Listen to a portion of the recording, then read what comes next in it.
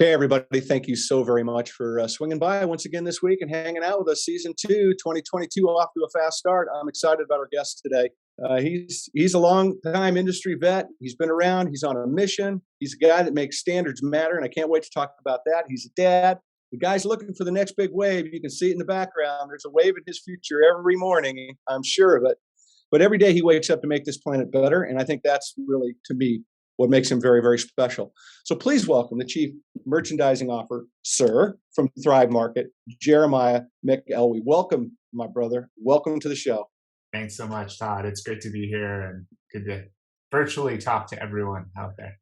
I love it, man. I'm just, I love this platform, and I love what we've been able to create because it's about uplifting. And it's about putting conversations and stories and journeys and paths that people have in front of people to get them to recognize that there's a lot going on in this world that in our busy lives, we don't necessarily lift our heads up to see. And that's what I love about doing what we're doing, introducing people to new ideas and concepts and what's going on here. And I got to tell you, Thrive Market is a baller brand doing some big things, creating a massive change in the retail community. And I'm super excited that you're here to share it with us today. So before we get going, I want to give everybody a little bit of back history to you, because this isn't your first rodeo. This is not, you're an entrepreneur by heart, I'm sure, but you come from a stable of people and upbringing that I just want to bring attention to, because dang, I'm pretty sure you're proud of it. I'm proud of it for you. So if you wouldn't mind, just give a little journey about how you got to Thrive and where you're at. Yeah, well, thanks. It's how long is this filming again? Good, you take all the time we want. It's like when you get up close to the 30-year mark, you have way too many stories. So I learned by my kids. Except but when you get over 30, you have a lot of stories you forget. So just be grateful you remember them all. There you go. I mean, it's I judge by my kids' reactions, like how many times they've heard the same story. But no, I mean, it's interesting because I did not come from a family background of natural and organic products. I actually came from a very kind of classic American family, I guess you could say, and single mom, ate a lot of fast food, subsequently had a ton of health challenges growing up, specifically like irritable bowel syndrome, digestive stuff, and was pretty miserable, to be honest. It's funny, people I grew up with often go, really? Like, I never would have known that. I've always been kind of a quintessential optimist. So I often don't let on when something's really bothering me, but I grew up with all kinds of health issues and ended up moving up to Boston and happened upon Harnett's Homeopathy and Body Care, which was Anthony Harnett's venture after he sold Bread and Circus to Whole Foods Market, and circa 93-ish. And so just happened to need a job, saw a help wanted sign, went in and got this job working at an organic juice bar, which, to be honest with you, just I thought was totally insane, and was like, well, if people will drink the carrot juice, I'll make it for them. I really, I'm from Jersey, whatever it takes to sparkle some cash, sure. But it turned out that I had lots of time to read and read books like Prescriptions for Nutritional Healing, Earl McDonald's Vitamin Bible, Linda Rector Page's Healthy Healing, all of the legacy, a lot of Norman Walker and Bernard Jensen. I mean, stuff right on. The old school kind of godfathers and godmothers of the industry, and just started cross-referencing kind of the health issues I was facing, and learning about eating healthy and things that they didn't teach you in the school in the 80s, and there's no internet, by the way, obviously. So with that, I literally dove in, and you kind of alluded to it, but I'm a really passionate person. Really, when I do something, I do it. And so I basically went vegetarian, started eating fresh juice and taking green foods, taking probiotics, changing my diet from processed fast food, which my wonderful single mother would, trying to get food in me because I was really thin from my health challenges. We would just go to the McDonald's drive-through, half the time, and that's what I would eat. That's what she would get for me, and it was cheap, it was easy, it was convenient. She was working overtime. All the things were perfect, but I had to kind of unlearn those behaviors and learn about healthy eating, people, and had this eureka moment of good health and started actually feeling better and feeling healthier and gaining weight. As you can see, I'm no longer a string bean, but I was, as they called you back then growing up. But I fell in love along the way, and that's a long-winded way of saying, like, I fell in love. I was a convert. So many of the books we read about natural wellness and natural living, there's that kind of origin story of their own health transformation, and Right. I lived it in spades, and I literally dropped out of college to continue making juice, and decided I wanted to evangelize this and really get this information and these products and this way of living out to as many people as I could. And Love um, it. ended up moving out to Boulder, opened the first Whole Foods Market store in Boulder, which was super exciting. And I really didn't go there for that purpose. I went there because you had to go to Boulder if you wanted to be in this Absolutely. industry back in the early '90s. And it turned out Whole Foods happened to be opening a store there, so that began this basically 16-year journey working with Whole Foods Market, first in the stores. I switched sides and went over to the brand and marketing management side and worked on the Right. private label brands. Then I came back to the global office at Whole Foods and was the executive global coordinator for health and beauty for about 7 years, and lived through the Wild Oats merger. And Yeah. like you said, I made so many incredible friendships and relationships, and then left Whole Foods in 2013.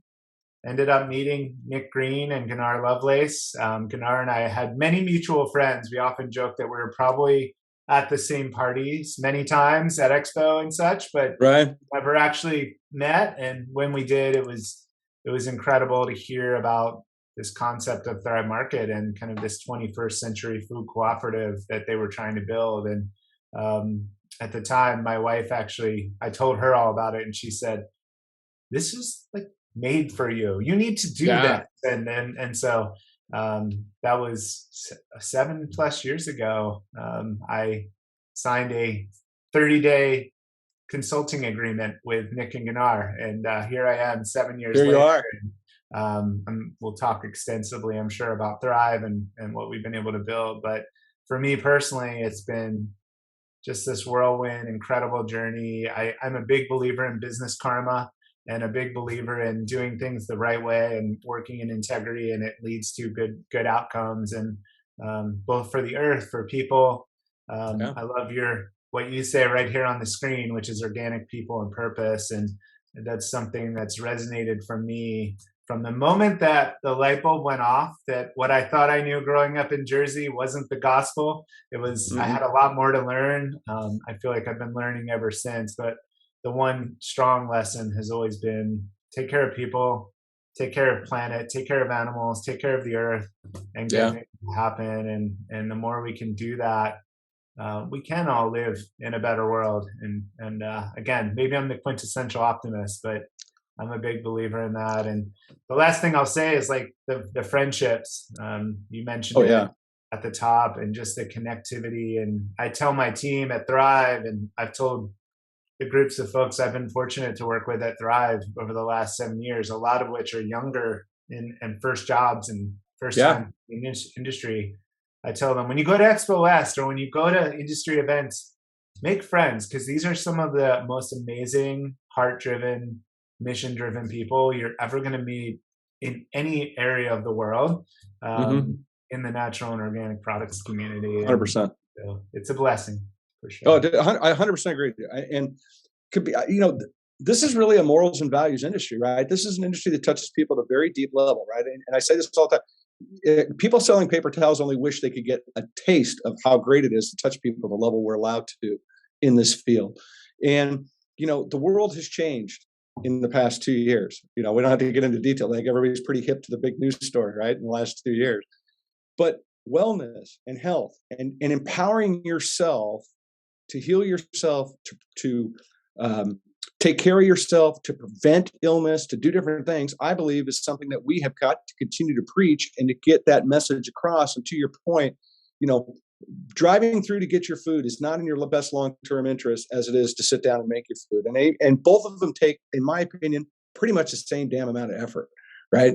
In a lot of ways. And I think it's just so important that we elevate and talk about it. And I love what you guys are all about. And you're right, we're going to get deep in the weeds, because one of the things I try to do is figure out what it is about businesses and people that come on my broadcast that strike my curiosity, things that I want to know more about, because it's like I connect with that message, but I want to go deeper. And so, yeah, you're right. We're going to get a lot of questions. I'm coming hard at you this morning, brother. I'm coming hard at you. Love it. So let's get into it. Let's just give everybody, kind of the basic, 411. What is Thrive Market? Yeah, I mean, I mentioned a little bit earlier, but to me, the way I always sum it up, especially talking to folks who've done this or been in the trade for a while, is it is like the 21st century food cooperative. And Nick and I had this idea that what if we created an environment that was a membership club kind of model that meets a natural and organic marketplace. And by people joining and signing up, we're able to lower the prices, deliver products. I love that you have our Thrive box in your background there. Thank you. But delivered to your door. So the fundamental social economic mission of the company has always been, how do we democratize access? How do we broaden access to all Americans, regardless of geography, regardless of socioeconomic status?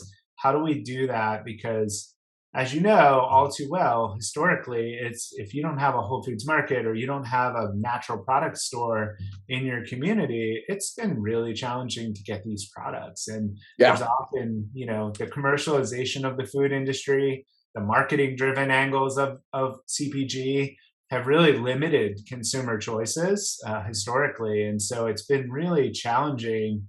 I mean, I know just from even growing up in New Jersey, which is not the deep South or somewhere isolated, there's still not healthy options. When I was growing up, there wasn't a health food store. There wasn't, organic produce. There just wasn't access. So this idea that through this membership model, we also donate a membership for every member that joins. We give away a free membership to a teacher, military veteran, first responder, family.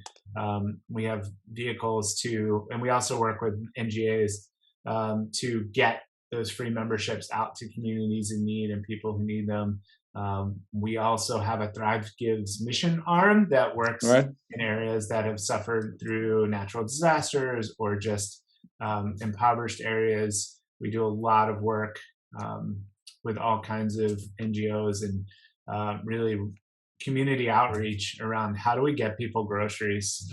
With our COVID-19 relief fund, we raised over $1.5 million, for example, just to get people groceries, and especially with people losing their jobs and layoffs and things like that. So what I've really appreciated, in addition to just our core mission, which is broadening access to healthier products, is just this idea that we're not stopping there. We're going to continue the outreach and continue to build upon, from a philanthropic standpoint, what the abundance we've been able to have, spreading that out and offering even more. And I think the other thing I'll say that's made it really powerful, and you said at the top standards, my whole career has been about working to elevate standards and elevate the level of quality. And when we say that at Thrive, we mean not just the finished product that our members have access to, but also the ripple effect that it has in supply chains. So on people, on planet, on farms,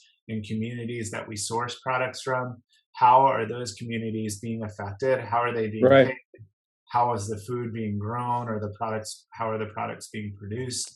Making sure there's human violations, making sure everything is truly ethically sourced. And it's something that I have a saying that my team's probably tired of hearing, which is just, we set out to solve a problem, which is accessibility. What we do not want to do is create a series of other problems that externalize costs just so we can solve the one problem and to solve. And so it's core to everything we do. And we like to think that we're the most conscious, most thought out grocer in the US. We're also the largest B-corp certified. Yeah, I know.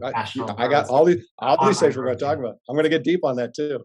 One thing you said, and I think it's really important to put out, is that, there are more food deserts in this country than you think there are. There's more places that have limited access. I mean, yes, can you go into, a grocery store and get, an organic ketchup? I don't know, I'm picking something that's pie in the sky. Yeah, probably. But is that the best option of all the organic? I mean, what is the process of that? When you take a look at some of the reports that come out, especially in the milk industry, about some of these different labeled milks and what, and you start to pull back the onion about it, even though it's organically grown, there's some things about those that just doesn't make them that overly appealing in a lot of ways.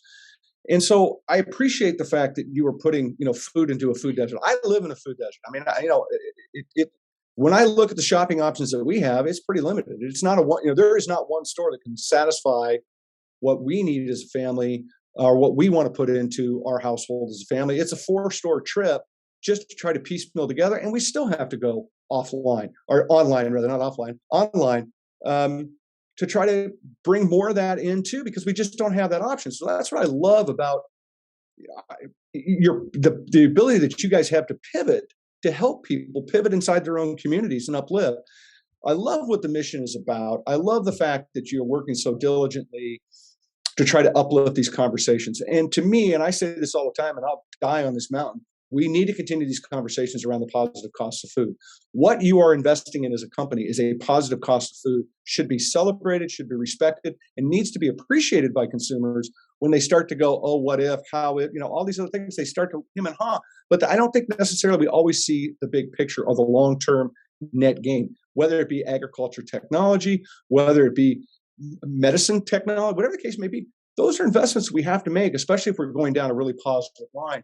One of the things that I love about you guys, and I want to get deeper into standards, I'm going to side that bar that for a second because I want to frame up standards first going down this trail. But you guys are, you have what you call a quality manifesto out there. You have you talk about why that's important to you. Can you touch on that a little bit before I drag you to home base on standards? This episode of Todd-versations is brought to you by Merrifield. Better for you brands. Always rewarding. Find out how you can save time and be rewarded as you shop with Merrifield.com. Yeah, no, I mean, it is, it's funny. We were the first, in my knowledge, I mean, you can always fact check and prove me wrong, I'm sure, but we were the largest and first national retailer to be fully non-GMO. And that was a stake put in the ground when we launched the company. And in fairness, we had the advantage of we were launching from scratch. We could dictate what we sell and what we don't sell, whereas legacy retailers kind of inherited some of these products and they have revenue challenges and things that are associated with discontinuing products that have GMOs. We didn't have that burden. So for us, we were able to set a very, very high bar. And subsequently, we just carried that through. I mean, we didn't stop with GMOs. We are now up to, if you count ingredients for different categories, we're up to over 750 ingredients we don't allow. And some of that's redundant because they're not allowed in pet, they're not allowed in food, they're not allowed in personal care. But it's something that we have a whole team that reviews every ingredient. They work closely with our category managers, with our product innovators for our own brand products, and we're scrutinizing everything. And I'll tell you, one of my favorite things, it's both gives me a little twinkle in my eye, but also horrifies me, if I'm being honest, is we hear every day when we're talking to suppliers, when we're talking to manufacturers, co-manufacturers, producers, why are you guys asking me this question? No one's ever asked us for this information before. No one's ever asked us to quantify where we're sourcing X, Y, and Z, or how that's processed, or no one's ever asked us for an ingredient flow chart on these additives that you're asking about. Or and again, we're both like, well, we're different at Thrive. We want to know, and our members want to know, but also we know a lot of these producers and manufacturers are working with some pretty big players, and we're going, what do you mean? Like, they have multi-million-dollar food safety and QA teams. How are they not asking you those questions? So it just is a reminder to us of the responsibility we have to our members and the level of expectation our members have. It's a moving target, as you know. Like, it's for our standards where they are now. Every day we're learning. I think the other beautiful part about our model is we are all digital. So I grew up working in health food stores in my career, and I wish that I could have known the level of information and have the level of interaction with every member, every customer that I had. As you know, when you work in a health food store or a natural product store, you get a 10-second micro interaction, and usually people don't really tell you what they're thinking or what they're looking for. At Thrive, we have a member services team that interacts with our members. Our members are very vocal with reviews. We can see search not found data. We see their comments on social media. We have so much access to what our members are thinking and feeling and wondering that it really dictates. And we learn so much on the standard side about the types of questions people are asking and the types of ingredients they're concerned about. And then we can mobilize our QA and food safety team to look into deeper issues that, maybe we were aware of, but we weren't aware of the level of tipping point that it was hitting. Sure. And so it's been really dynamic. And I say all that to say, somebody joining for the first time may find a product that they're like, why do they sell that if their standards are so high? And it's like, ask us. We'll tell you what we know. And if you know something different and can point us to great science, we're all ears. We want to know. And we don't view it as we know everything and we're there. Sure. We arrived. It's a moving target that we have to continue to up level. And so it's, and I would say too, the other thing is ingredient standards are the obvious, right? Like we can all look at ingredients, we can research them, we can find MSDS sheets, we can look at all kinds of information. What we're really interested in beyond that is how are these products being grown, raised, produced at the farm level? What's the labor standards? What's the country of origin? How are the people being treated along the supply chain? Where are costs being externalized? Is somebody suffering? Is there an animal suffering? Is there a chemical or an ingredient that's maybe hidden, used in processing that we weren't aware of?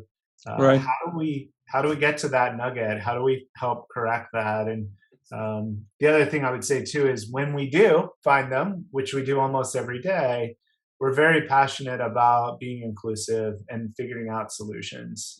We don't ban countries of origin. We don't ban certain groups, or we like to say, like, tell us why you're choosing to use this methodology. Here's something we've learned as an alternative. Would you be open to that? If not, we can't work with you, but we want to work with you.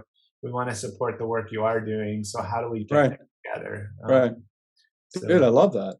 Well, we've spent so much time in this country dumbing down our food with the mantra of let's just continue making food cheap.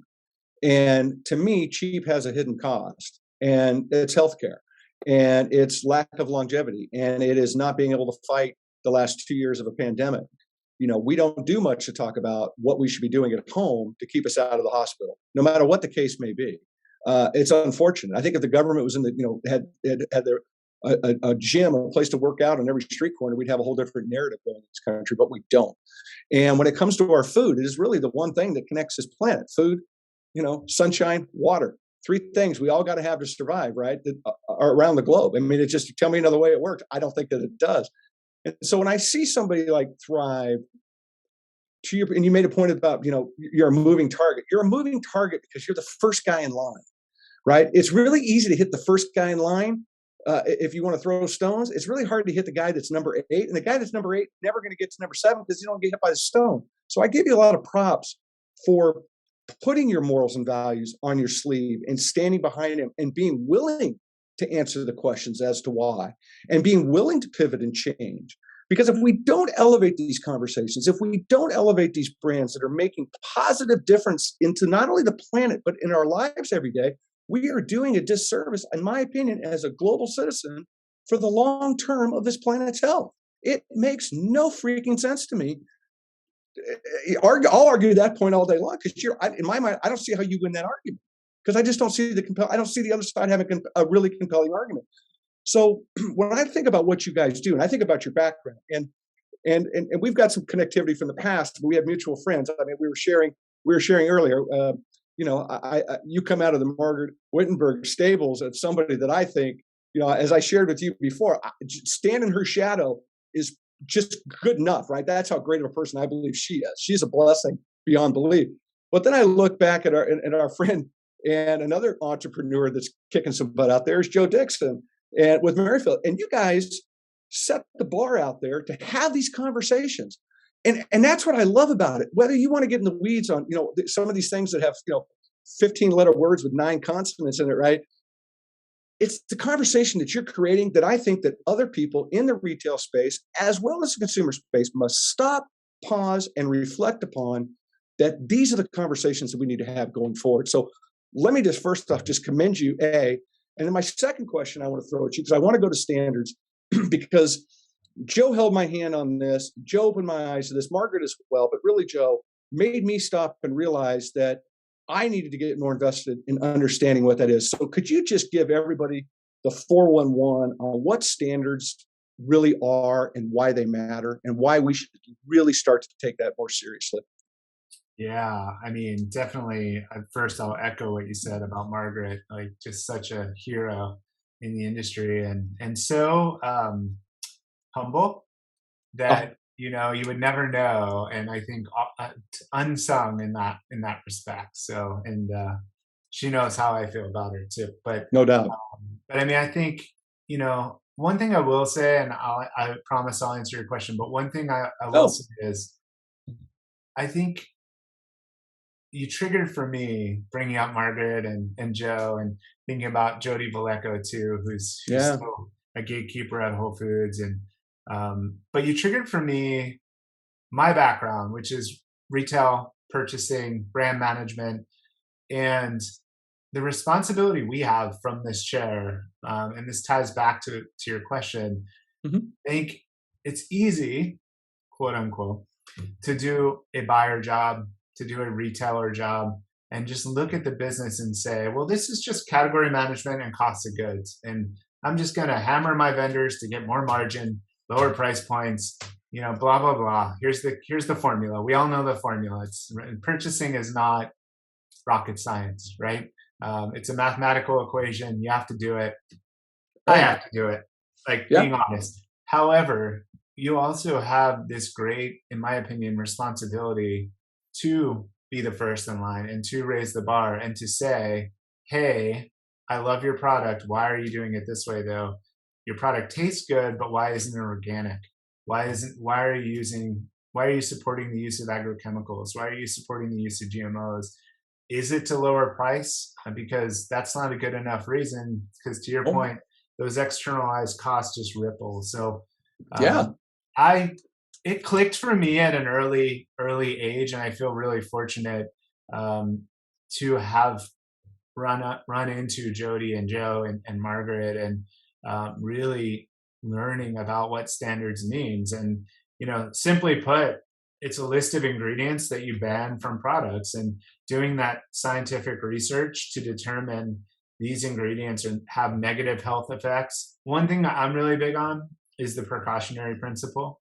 Just meaning hey, if the science is mixed on an ingredient or it's inconclusive and it sometimes shows negative health effects, then is it absolutely necessary to the product?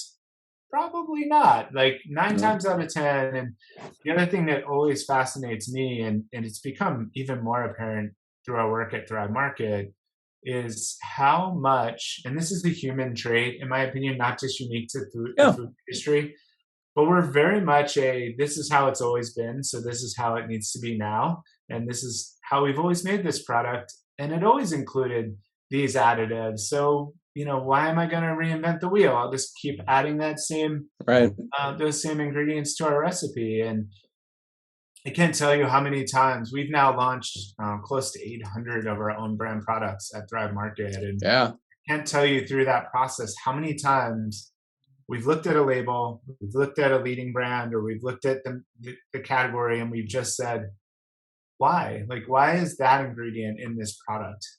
Why are you using this ingredient? And when we ask that question, we're usually met with, well, it's always been in there. It's a good preservative, or it's a good, emulsifier, whatever the reason may be. And then we ask, well, have you ever tried to do without that ingredient? And usually we're met with a inquisitive look. Right. Why are you asking me that? And then we say, because, we don't know that we need gums in our coconut milk, or we don't know that we need added sugar in our ketchup. Good organic tomatoes are pretty sweet. Same with our pasta sauces. Same with, so why can we try it without that? Can you do a run for us without these additives, and I will tell you, almost unilaterally, they come back with better flavor, just better taste profile, better mouthfeel, and you're kind of going, well, wow, we really just did that because that's how we've always made these products, and Right. there's really no reason to add citric acid to that formula. Like they're really that wasn't necessary. And some of these ingredients aren't bad, by the way, but just why? Like why can't we do all whole foods ingredients and not have chemical additives? And so Right. for me, standards in the simplest form just means really researching every ingredient on a label and understanding why it belongs or doesn't belong in a product.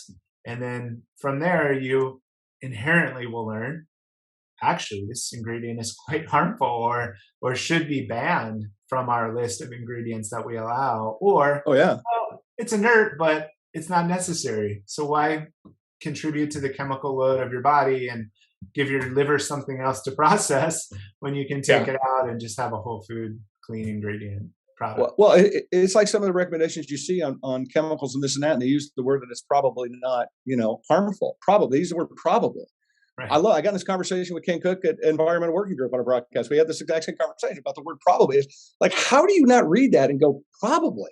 That's the Right. most disturbing. To me, when I Right. read that, it's the most disturbing word in the moment in the English language. Right. Is the word probably associated to a chemical. But what I love about what you just brought up about your private label, and I think it's important to remember, private label really is a value proposition in the retail sector. It is not necessarily an uplift proposition. It's about putting their name behind something, and that price is generally cheaper, right? And it's not necessarily better. And you're the opposite about that. And I'm not even going to get into the price part of it, but your private label is based really on the fact that this is good product, first and foremost.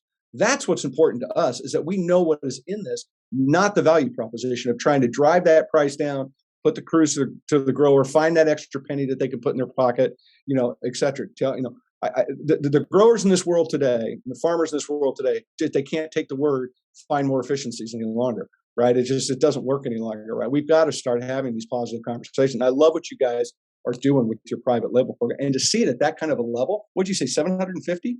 Yeah, we're close to 800. I mean, we're on the Jesus. way. I mean, we'll have. And that's huge. By the end of next year, we'll probably have close to 900. And but to your point, it's been this labor of love. And Yeah.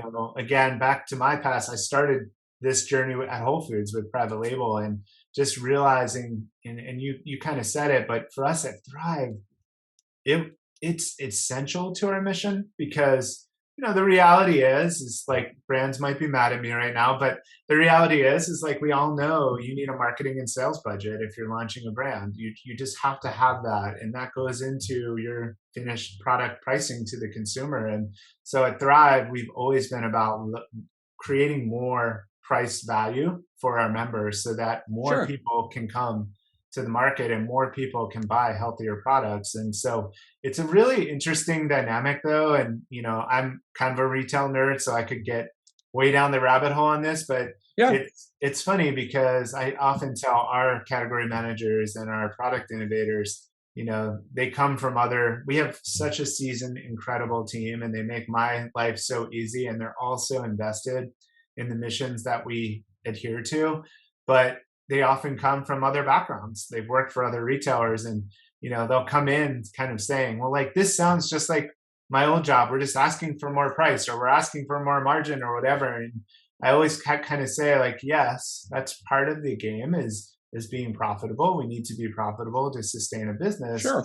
The difference is, when you're driven by a social mission and you're driven by inclusivity, you're doing it with your member and especially our lower economic families in mind, or economically challenged families. So it's this different kind of feeling at the end of the day. Like, it's not driving price down to make more margin, to grow to some crazy astronomical business size and have some IPO event and make billions of dollars.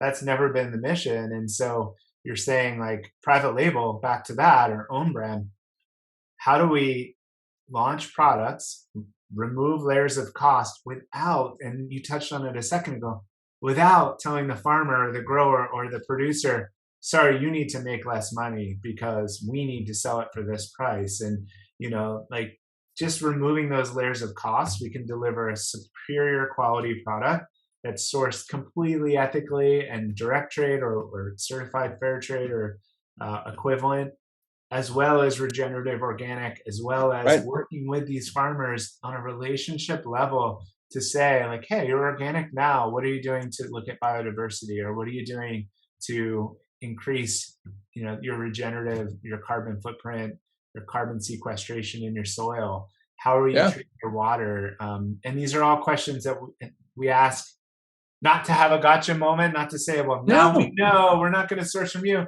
We ask to say like, hey, we're going to be here next year when you harvest. We're going to be here in 5 Right. years when you produce. So how do we partner to improve these areas of your farm and your community? And how do we partner on projects to enhance your community? And private brand, Absolutely. own brand gives us such an opportunity to do that. And I'll tell you, like, one other thing, it's like a Yeah. secret, right? Which is when you're an e-commerce site and you don't have brick and mortar retail stores and you don't have distributors in the way and you don't have all these layers of costs or layers of complication, it's way easier for me to pick up the phone, talk to a cacao farmer in Colombia or Peru or a coffee grower and say, hey, I understand you're experiencing some climate change or you're experiencing some dramatic weather. Don't worry. We'll be here when you come out of it. Like, Yeah. you sell out of that product. When will you be able to produce more? How can we partner together to figure out the supply chain challenge you're having? And we don't have a shelf. We don't have a 400 stores or whatever to make sure there's not a gap. We can just turn it off on the site or turn it back Hmm. on. We can communicate directly with our customers and tell them, okay, guys, sorry, here's what happened. We're going to be back in stock in January. Or Yeah. so it's a Whatever. beautiful thing. Well, it's not, but it's what we need to be doing if we want to continue to uplift and get food back to where it needs to be. We need to hold food up, not keep pushing food down. Totally. It's not going to win the day. And, and it leads me to my next question. I want to get into a little bit about ethical trade standards and put that underneath kind of this banner that we're going under right now, because I look at some of these things and I hear from people about workers and way people or things are going, this and that. And it oftentimes surprises me how we look at farm workers and we look at the farm as almost a second class citizen in some ways. We just don't have this appreciation for the fact that if we don't invest in the farms and the labor that we have in the farm sector, where's the next round going to come from? Where's the third generation going to? Because at the pace that we're going, we're not adding more farmers quick enough, right? It's not happening. We're losing more than we're adding. And it really becomes very concerning to me that we get into this mass, keep it, the big get bigger, the food gets worse, it gets cheap, it's not going to win the day. Nobody's going to survive long term on a 79-cent box of garbage come from the grocery store. It ain't going to happen. I mean, that just, I don't know who's waking up every day going, yeah, let's do that. It's not going to work. And so I want to touch a little bit, if you wouldn't mind, because I know you're passionate about this, and I am too. Talk to me a little bit about ethical standards and just elaborate and share with me. Yeah. I mean, one thing I would just add too is all the way back to the soil, right? And the micro. Yeah. I mean, but yeah, you know what, again, maybe it's a blessing and a curse, but from the time I was very young, I've never been able to disassociate from, different, challenges or inputs that Right. are happening. And so Uh-huh. for me, and probably too, coming from a not wealthy family, a hardworking kind of blue collar, I would say lower middle class, kind of watching people work really hard for not a lot of pay my whole life growing up. When I did finally get into CPG, it really was impossible for me to separate the two, and impossible for me to not think, wait, people are making these products. People have jobs. There are people farming these ingredients. And Yeah. why are we not, to your point a second ago, why are we not making sure everybody in this equation is taken care of? And, there's different economic strata and there's different levels of all of that, but people should be paid fairly, and be paid well enough that they can have abundance and create a future for themselves, for their family, for future generations. And I think you alluded to it, and I'll drive it home even more. It's like food is one of the essential elements of life. We can't live without it. So it's similar to, teacher salaries. And when we talk about that and you go, well, this is one of the most important jobs in the world. We need to do a better job. And farmers are literally the heroes of our food. And how do we make sure? And so I'll tell you, like, over the years, I've been fortunate. Another colleague at Whole Foods, Errol Schweitzer, who I was fortunate enough to work with, and he and I worked on the whole trade guarantee standards and revamping that. And through that process, learned literally about every fair trade auditor at the time known to man, and what their process was. And many of them have evolved. Some of them are no longer happening. But through that, you get this deep awareness of how products are made around the planet, how humans that are making these products are being treated, and how humans that are growing this food are being paid and being treated. And you look at it and say, like, we can change this. This does not have to be this way. The first step is awareness, and the first step is doing less harm. And, it's similar to that precautionary principle of for health, only for your fellow humans. And so for us at Thrive, we've looked at this model of, okay, if we're sourcing any products from a developing country, not the US, not Europe, not Canada, anywhere else in the world, we need verification, and we need to follow that product all the way back to where it's being sourced from, whether it's specifically on our own brand, but even if it's a third-party brand, we're asking those questions. Like, can you tell us do you have any ethical trade audits? How are people being paid? We know there's a challenge with this ingredient or the part of the world this ingredient's coming from. Show us your documentation, show us your audit to prove that people are being treated ethically, being paid fairly, and that there's no externalizing of costs happening at the expense of human beings. And so it's been really, I will tell you, on a personal Thrive level, it's been very, very rewarding, because when we started out 7 years ago, we were very much in the game of selling the highest quality third-party branded source products. Sure. We were small, and we didn't really have the power to make those phone calls and say, we're not selling your product, you need to change. And as we've grown in scale and as we've accelerated our growth, we've been really able to have deeper conversations, and people have a lot more faith that we are who we say we are, and we're going to be here for the long term. And that creates an environment of change, which, again, I think, like you alluded to it as well, the true costs of these products and these foods. And if you're doing it with consciousness and you're aware, it doesn't have to be the way it is. It doesn't have to be so burdensome to the farmers and the communities. The last thing I'll say is, like, we've been really fortunate to work on a lot, moving from fair trade to direct trade, so that we can really form those bonds with farmers. We could really understand the geographic region they're growing in, and really understand the amount of money they actually need. And we've heard from farmers in Peru and Colombia and here in the United States that we've been able to partner with. It's the same conversation, like everywhere you go. And you mentioned it. It's we're a third generation family farm. We're a fourth generation family farm. This will probably be the last generation. Can't figure this out, and we can't make the economics work, and our kids are over it. They want to go to the city. They don't want to do this anymore. And we're trying to figure out how to make it work, to keep this going. And the two things that have been, literally, I've sat with farmers and they have tears in their eyes, have been direct trade. So working with a direct to consumer model that we can say, we'll buy from you, we'll put it on the site, we'll sell it. You're getting all this money that otherwise is usually lost in the chain. And the other one has been regenerative organic, because what's been amazing about that has just been this idea that, yes, you have your cash crop, you have the main reason we're talking right now, which is, potatoes or rice or beans or Sure. whatever it may be.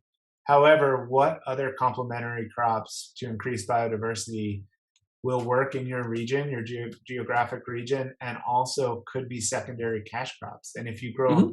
barley there, we'll take that barley and make barley flour out of it, or we'll connect Right. with another supplier we know that needs that ingredient, and you can sell that to them, and you suddenly have this whole additional revenue stream that you didn't anticipate because you had one cash crop for your whole Right. farm's life, and now you're able to broaden that out. And oh, by the way, sequester more carbon, create Yeah. a richer environment around your farm so it's not a monocrop. And also, kids are kind of excited about regenerative organic and the future that could bring for the planet. And so it's been really fun to not only have those conversations with farmers, but a lot of them have their kids in the room, and you see their teenage son or daughter just kind of perk up and lean in a little bit, like, wait, Yeah. this sounds cool. Like what are we doing here? Yeah. This doesn't sound like my dad talking about farming anymore. It sounds like something I want to be part of, and so that's super exciting. And For sure. Yeah, but we've got to get these conversations going. That's what I love about your platform, right? It's your platform's about product. Don't get me wrong, but your platform's about changing conversation. Let's be honest. I mean, that's one of the things I think is so cool about it, is that opportunity for that change is got a place to live. And you're right. When I look at regenerative ag, I look at it from my lens of 35 plus years ago. It reminds me very much of the very, very beginnings of the organic movement, right? And everybody said, you can't do it. You're not going to do it. Can you scale? Can you, I heard all that. I had the door closed. I had more doors closed on me in this organic movement, probably anybody. And because nobody gave a shit about it back then. But now they seem to be listening. And I think the regen's going to be the same thing. Is it scalable? Probably. Is it going to be a challenge? Yes. But what's going to come from it is a rekindling of an interest in farming. It's going to become something from it is going to help propel it forward. No different than what the organic movement has done. There's things that have come from the very beginning. Some of these guys that laid that trail that are everybody's using today. So to me, it's just like we have to invest in these conversations. Is it going to be the end all be all? Maybe, maybe not. But if we don't start to lean into it, right? No different than your standards, no different than having these conversations about quality of product and better health and all these things. If we don't start to lean into that, we're just screwing ourselves long term. I mean, your kids are going to suffer. My kids are going to suffer. Why? Yeah. Because we have the power. I mean, we have the power to make change. We have to have the want and passion and desire. And so I appreciate you sharing from your heart like you did and why that's so important. I mean, I just think it's huge. And it's just the other ironic part or funny part to me. I find humor in strange places, but it's just there's no downside. There's no downside exactly to increasing biodiversity and having cleaner water and having good grazing rotations, and if you're using animals in your farm, like there's literally no downside. So it's a fascinating dilemma when people are resistant to it. And like I always say, like I've never heard anyone say like I wish there were more pesticides in my food. Like I wish there were. I mean, you're going, wait, why are you arguing? You're arguing against positive change. Like correct. It's when you say that, it reminds me. I can remember getting phone calls, and I've had more than one of these in my career, where people will call and say, "I can taste the pesticides in the food."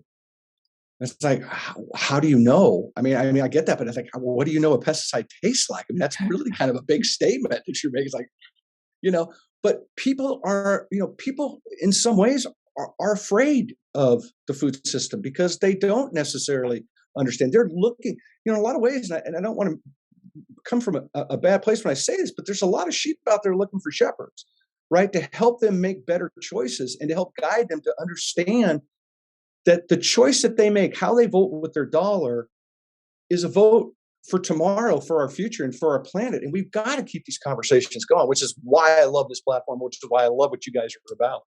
And I'm so stoked again that you're here.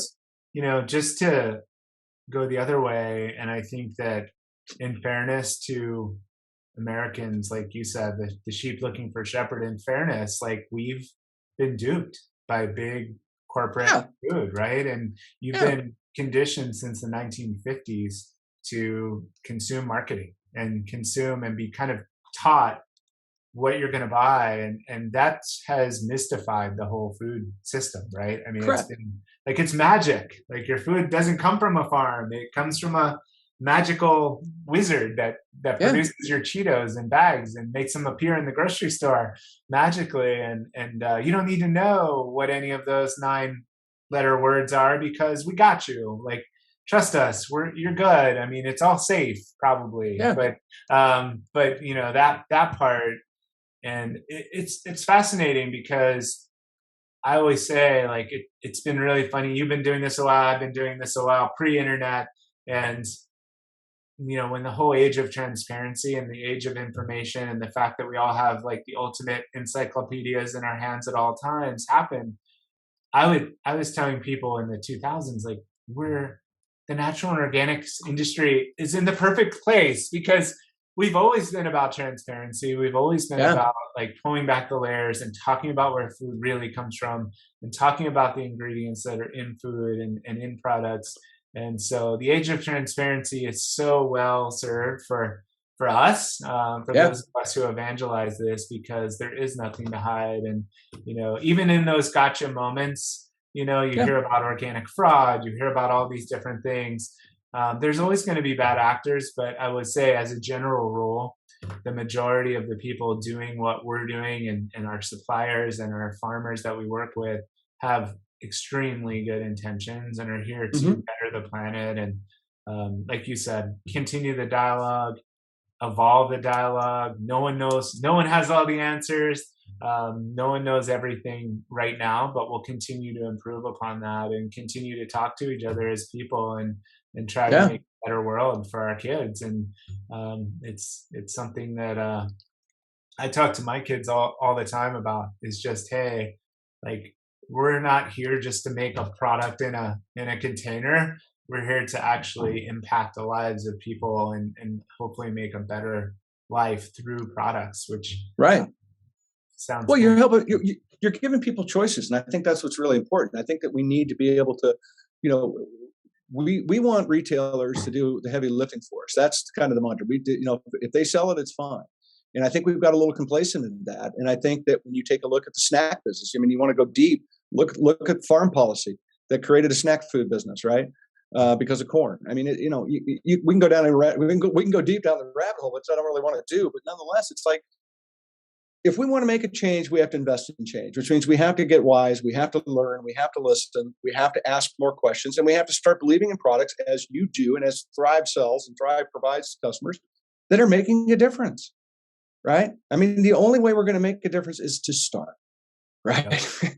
And so I just, you know, I commend you. Thank you for going down the rabbit hole. I took you deep on that one. I loved it. It was awesome. No, I mean, great answer. It's funny, because I mentioned earlier, our members keep us honest, and they're asking us questions every single day. I'll probably get back when we're done here. I'll probably get online and find a question from a member. And the thing I always say is, like, number one, thank you. Thanks for being a member. Thanks for asking the tough questions. Thanks for helping us get better. Number two, and this goes to your point you were just making, like, please make sure you're asking the same of our competitors, of other brands, of mass market CPG brands. Like, please hold us to that standard, but please go back and ask all the big CPG brands and all of these other retailers the same questions, and push them, because they have the buying power. They have the ability to create seismic change, even on a broader scale than we can as Little Thrive Market. But do it. I mean, because you're voting with your dollar, and you're also voicing a concern about what they're doing or not doing. And for better or worse, they have even greater power than we have right now. So please hold them accountable. Go back and ask those same questions, so that we all continue to get better, because that's where the real impact happens. Not just us doing the good work, but the folks doing the bad stuff getting weeded out and getting challenged and being forced to improve. So. Well, you know, yes, 100% agree with you. But, you know, you go to a doctor and you have something. The doctor says, you know, you've got X, Y, and Z. And you dive in and you research, what is X? How's it going to do? What do I need to do? How am I going to blah, blah, blah? But we go to the grocery store, we don't really think like that. Right. And I think that it's like all of a sudden it becomes this in your face from the doctor. You've got to deal with it, as opposed to like what you're doing every day, what you're putting into your body every day is going to be a part of that doctor visit eventually. Right. So I think it's just really important that we continue this conversation. Again, I love the platform you created to do that. A couple things I want to touch on really quick because I don't want to forget, because I think it's important. It's relevant to where we are. One of which, you guys are carbon neutral into shipping. You're a zero waste warehouse. Everything's recyclable, compostable, packaging, the whole 9 yards. I don't need to get deep about that because I know that you guys, have a mantra. I think it's better for you, better for you and the planet. I think it's what you guys have with that. And I think it's just really important to say again, when we're talking specifically, we've been really deep on the food subject, but it goes beyond that as well, right? It goes beyond, if we want better recycling technology, right? If we want cities to only recycle 30% of what they're picking up in those cans every week, right? Because that's all they're basically doing. Most of it doesn't get, and nothing happens to it, right? We've got to start to invest in these technologies like you're doing and these different things that are out there to get it to scale so we can get it mass produced, so we can get it into that system. So if you want to, just briefly, if you want to touch on those kind of 3 points and what that means and why it's important to you, to be great. But I think it does brings us full circle. This episode of Todd-versations is brought to you by Merrifield. Better for you brands. Always rewarding. Find out how you can save time and be rewarded as you shop with Merrifield.com. Kind of goes back to what I was touching on earlier. We really try to be mindful of all the impacts we're happening. And so for us, it wasn't good enough to just say, oh, well, all the products we sell and, all the sourcing we do is great. But, however we get it to you, don't worry about that. And so we've really doubled down on all the packing materials. I keep looking at our box behind you there. And everything being completely plastic free, all recyclable, high PCR content, all of our fulfillment centers being zero waste. And that's hard, by the way. It is. For those of you who don't know, we have whole teams of people that are focused on that and ensuring that we don't generate waste out of our FCs and that we make sure, that we're donating any food, that we're eliminating any potential waste output. And then we've also worked on plastic neutrality. So we set a goal of 2023 for plastic neutrality. And so we're carrying that over, starting with our own brand, because that's obviously the easiest. We have the most control there. And then moving over into third-party brands. But for us, packaging is a bit of a plague, right? Like for the world. And it's a challenge. And it's something that, I'm a big believer. I've done a ton of work on this subject over my career, but I'm a big believer that you do have to start with the product inside.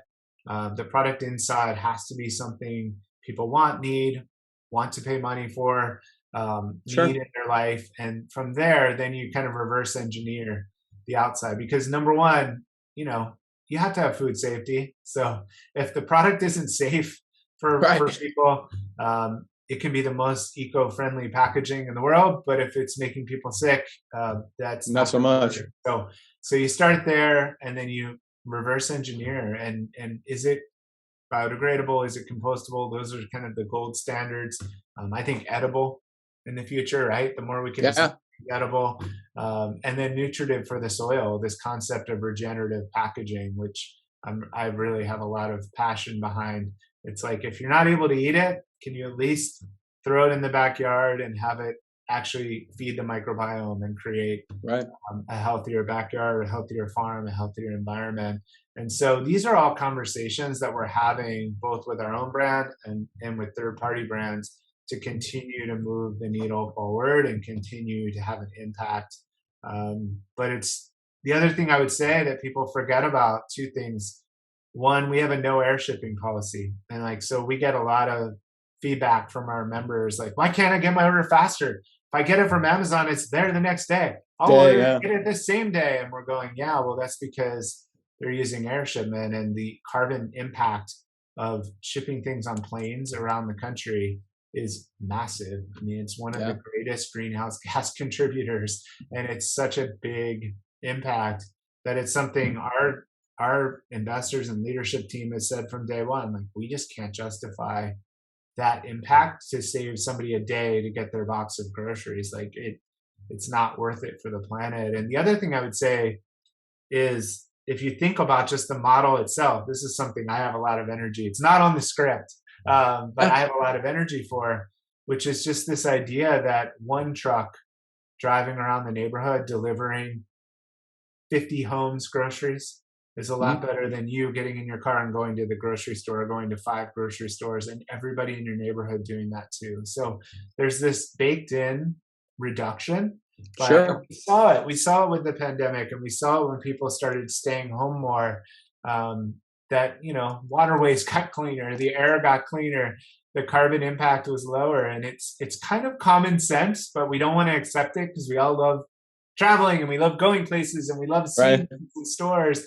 But the reality is that having your groceries delivered on a truck with 20 other people in your neighborhood on Yeah. one truck is way more lower Yeah.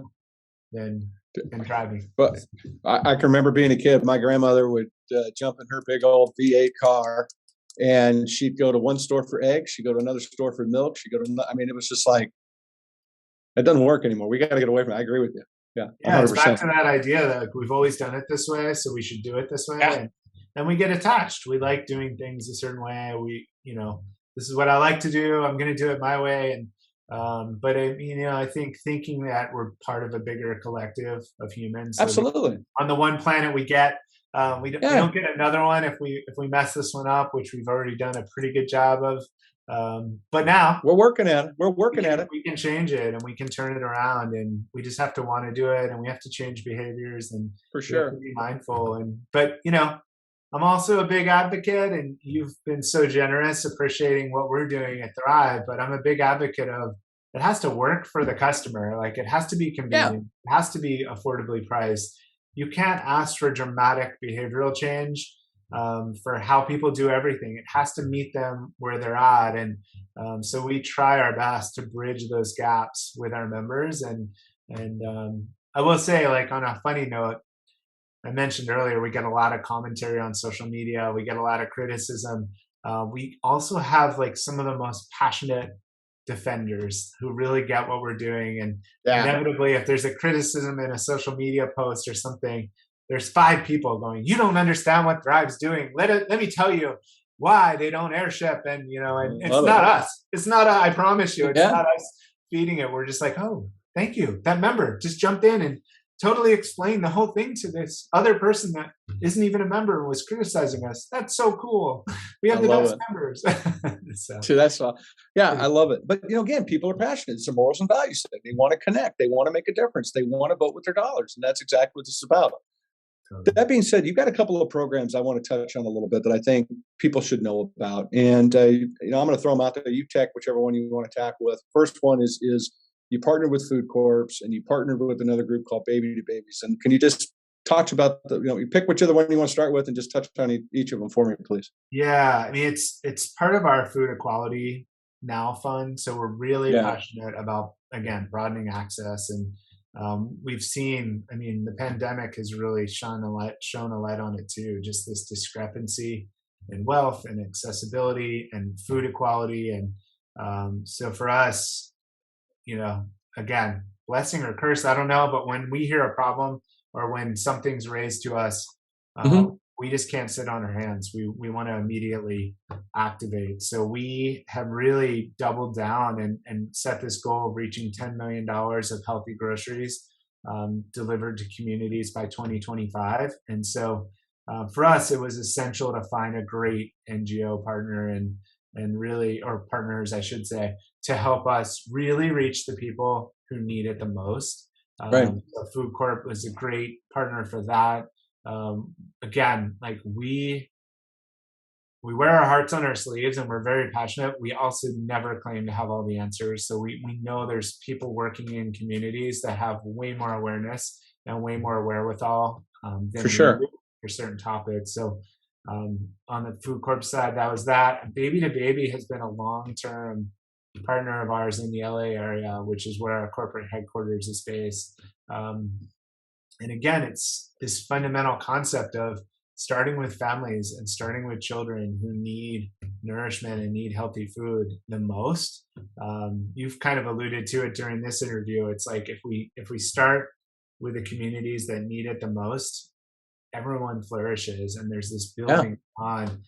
Healthier children means a healthier world for all of us. And how do we impact that? Well, young mothers and families is the immediate place you can have the greatest impact. And as we know, like heart disease and diabetes and all these conditions that plague America are largely diet related. There's some genetic Yeah. factors, but it's largely the types of food you're eating.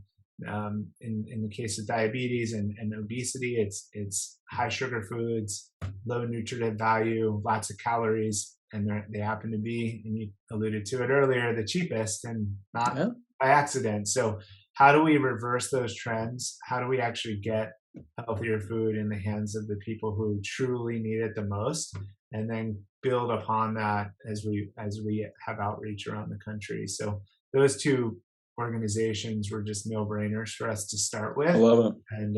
and continue to fan that out. I mean, as we continue to grow, we have the unique vantage point of being a national retailer, which we're literally everywhere, and Yeah.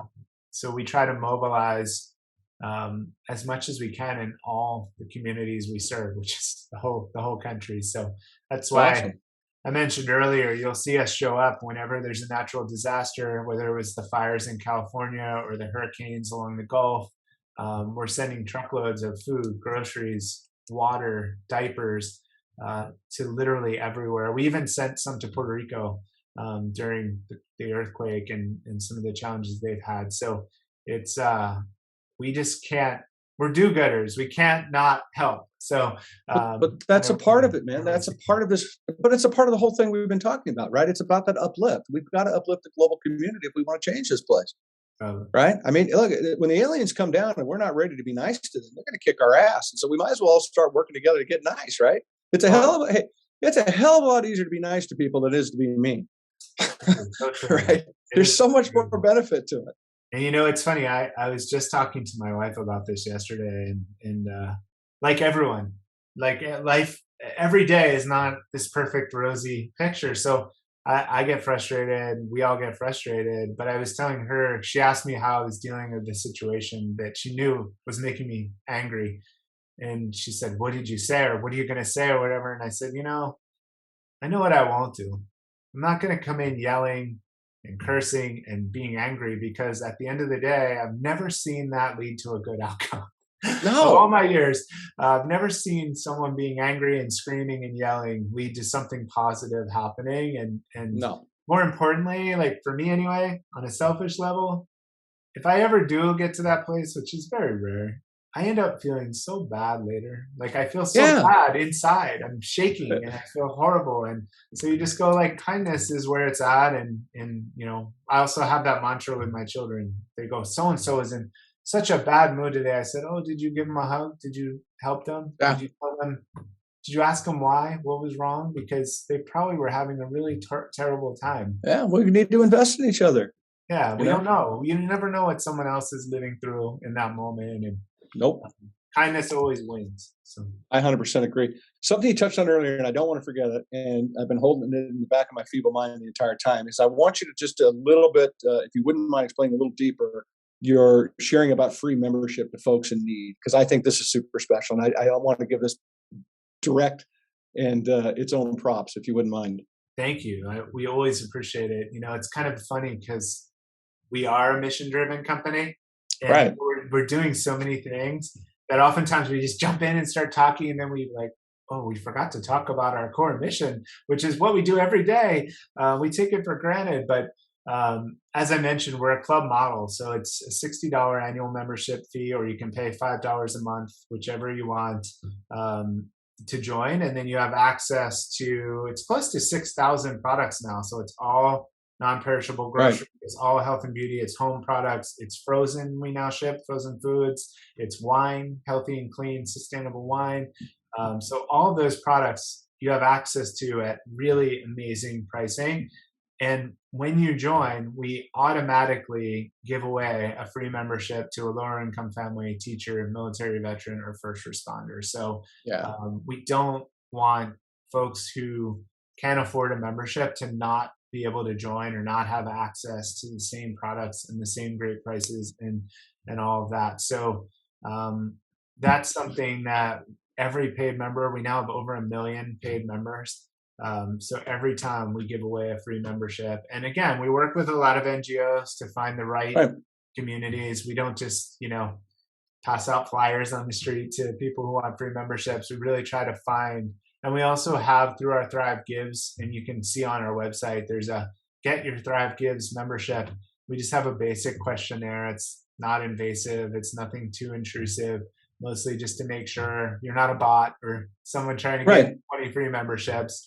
But we try to make it really easy and painless and not embarrassing or, no stress for anybody to get their free membership if they need one. And I will tell you, it's probably one of the most rewarding things we do because we obviously, like most of the rest of the world, we've been remote for the last year and a half, but in our office, we do have an office in Marina Del Rey, and on the walls, we have, I call them the love letters. We have all the love letters that we've received from Thrive Gives members, and just expressing gratitude and talking about how, they couldn't afford to purchase these products, or they geographically were isolated and couldn't get healthy products, or their son or daughter was diagnosed with celiac and they needed gluten-free products, or they went plant-based because of a heart condition and they needed access to plant-based products, and the Gives membership has literally saved their life or given them access to products and healthy products that they never would have had access to. So that's awesome. So incredibly rewarding, and also just at the core of everything we do is our Gives members. And also the other funny thing, or beautiful thing I should say, is we get so many Gives members who say, I couldn't afford a membership. You guys gave me a Gives membership. I got a job and now I want to buy a membership so that I make sure someone else gets a membership. And those almost make me cry, because I'm just, oh, that is so what we're trying to do here. That is so incredible. And it's just truly amazing. And so we'll continue that in perpetuity.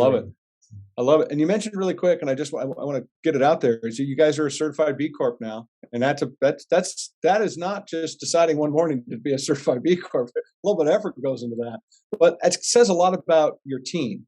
And so if you wouldn't mind, because I think it's worth elevating, if you wouldn't mind just touching on that briefly about what that meant and why it's so important, and how that really does involve everybody that works for you guys. Yeah, thank you for saying that, number one, and thanks for pointing out that it's not easy. Oh. Yeah, I think it was about over a year in the works of just going through all the auditing, all the audit processes, verification. I mean, for those of you who don't know, B Corp just stands for Benefit Corporation, and it's a type of corporate entity that your business can become if you are doing good work in the planet. And you can check out B Corp's website. There's literally hundreds of B Corps that span everything from making flooring to grocery. And we became the largest online grocer to become B Corp certified. And it is quite a rigorous process of going through a lot of the things we've been talking about today, all the good stuff we work on and do and believe in and stand for, proving that we do that, and just really verifying every step of our process to show we're actually doing the things we say we're doing. And we have the audits to back that up. We have the paper trails to back that up. We have all the information to back that up, and including everything down to our facilities. Our office buildings are not just being zero waste in terms of shipping products to our members, but actually being zero waste in our offices, and all of our people being paid fairly and equitably, and not being forced to work overtime. All these things that we kind of take for granted, but that if you're not a B Corp, you don't technically have to prove that. You can say it, and claim, but being a B Corp just elevates that status and really brings credibility to. So it's amazing, and you touched on it, but we have, close to 500, I think it is now. My team may correct me, but thrivers working through the whole network. And it's that's all of our fulfillment centers, all of our member service teams, all of our office teams that do everything from the design work to the social media to our merchandising team that finds all the products and suppliers. And literally everyone has to be walking in lockstep with our B Corp criteria. And So it's something that you sign up for when you sign up to work at Thrive Market, and Right. it's a tribute to everyone across the org, because you have to uphold it every day. There's no, you don't take a day Yeah. off, right? No, you don't. You're right. And you're wearing your, again, it's on your sleeve. Yep. It's out there to be, So we are. This is what we Yeah. do. We don't I cut love it. corners. We don't, there's no cheating. You got to do it this way every time. So I love it. I absolutely love it. Let me ask you another quick question. What inspires you? Because you're a pretty inspirational guy. I mean, you tell you speak from the heart. This is not your first rodeo. You've had these feelings inside you. You've cultivated your ideas and your beliefs over time. You've seen the positivity of those ideals and beliefs. And you've seen the negativity of going the opposite direction too. And I know that's not where you're heading in your life. But what inspires you? yeah, I mean, it's such a good question, and I'm a true, not to go too deep here down the rabbit hole, but I'm a true believer in karma and just energy of doing good and it comes back to you. And so for me, it's been this kind of recognition of, I don't want to leave a footprint. When you hike, I've mentioned earlier, I spent some time in Colorado, and I was always growing up in New Jersey, not an outdoorsy kind of place. I mean, I spent time surfing at the beach, but I wasn't really hiking or spending time in the woods. Right. And you move to Colorado and you're on the trail and there's the signs, leave no trace, or leave it better than you found it. Don't leave your trash behind. Don't, litter. Don't do those things. And it just really struck a chord with me around how I try to live my life. It's like, let's not leave an impact. Let's leave it better than we found it.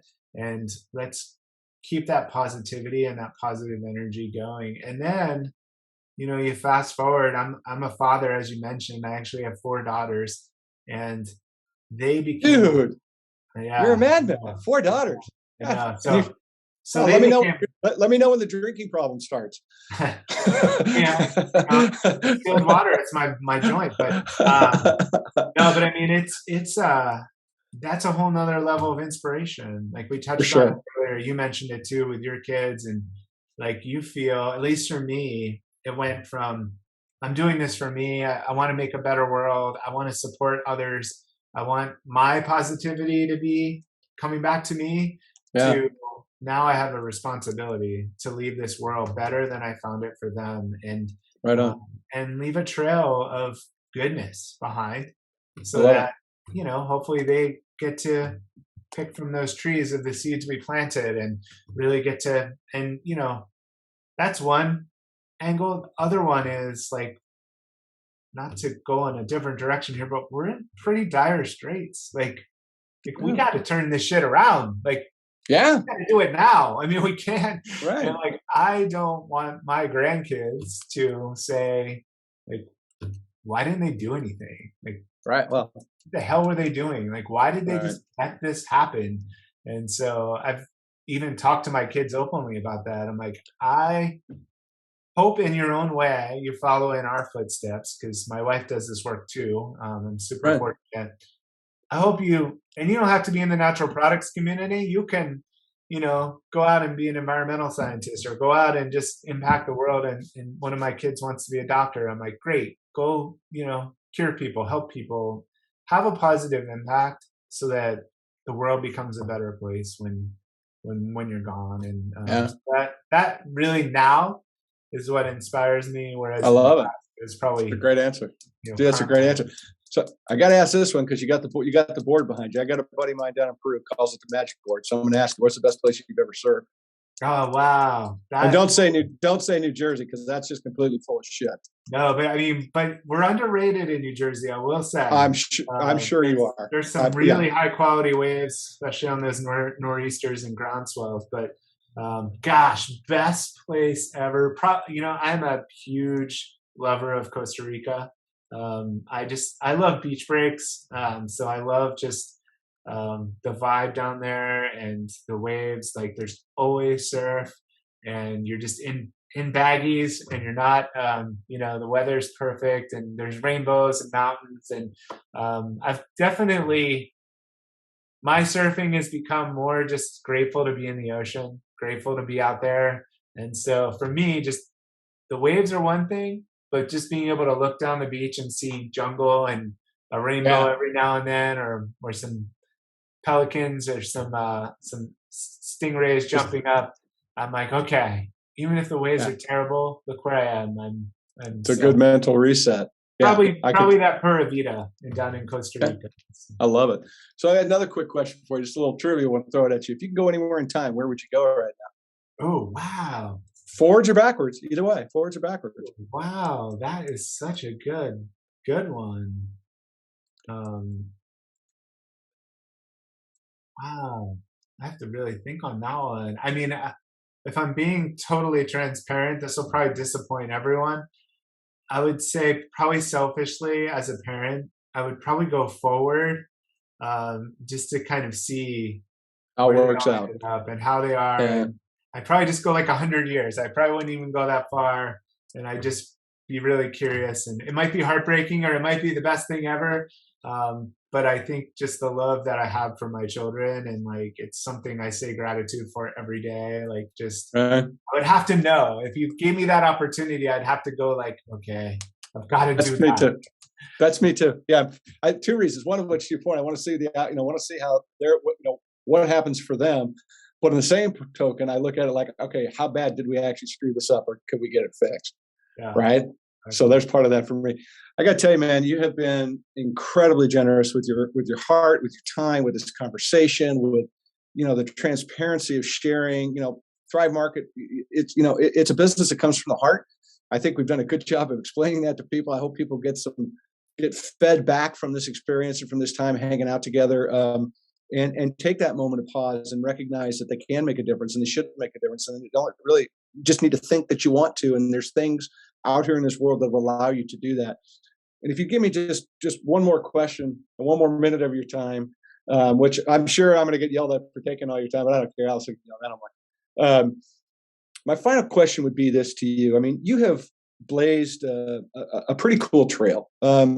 You've done some neat things. You've been a part and around a lot of really cool people, whether it be from standards, making brands, I don't want to say putting demands on brands to be better, but having a conversation about being better.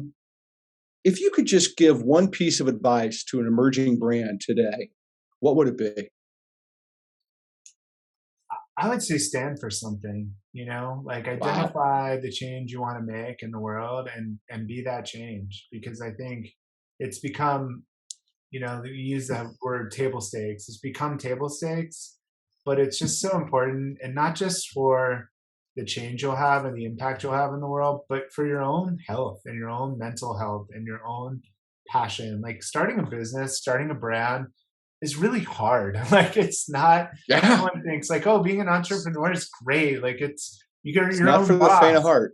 And so if you don't have that passion and that deeper meaning behind what you're doing, it's very easy to fizzle out and very easy to burn out and just become frustrated and bitter and resentful. And so, I think finding what you stand for and really leaning into it and creating that change. You've said it so eloquently here today many times, but it's like the future is ours if we take it. And folks, people, humans supporting each other and doing it with your brand or with your product that solves a problem that you really have passion for. It doesn't get much better, because you're going to do the work anyway. So it might as well be creating some positive change and being for something meaningful. That's such a great answer. Thank you for that. I really appreciate it. I appreciate you. I appreciate this conversation. I appreciate what you're about. I wish you guys nothing but success. I hope that we blow up your server. That's my goal. Thank you. Absolutely. I'm pleased. I'd love to have you come back. There's plenty more that we can talk about, I know, and I'd love to have you come back and really, what's next for Thrive, and get into that and where you guys are heading, what's going to go on, what's the rest of 2022 going to look like. And we're just thrilled that you took the time to hang with me, brother. I really appreciate you. Yeah, likewise. Thanks so much for having me and indulging all these conversations, and for the work you're doing too. And congrats on all your success. And thank you. Keep having these great conversations and keep pushing the envelope and creating change from your platform too. So thank you so much. Thank you. I appreciate that. Thanks everybody for swinging by and checking us out. We're here. We're doing this. We want to make this happen. These conversations need to happen. You need to get behind these folks that are doing things just like Jeremiah's doing, what Thrive is doing. It's how we're going to win the day. I say it all the time. We got to go out and inspire people, and it's so simple to do. And I hope this conversation inspired you.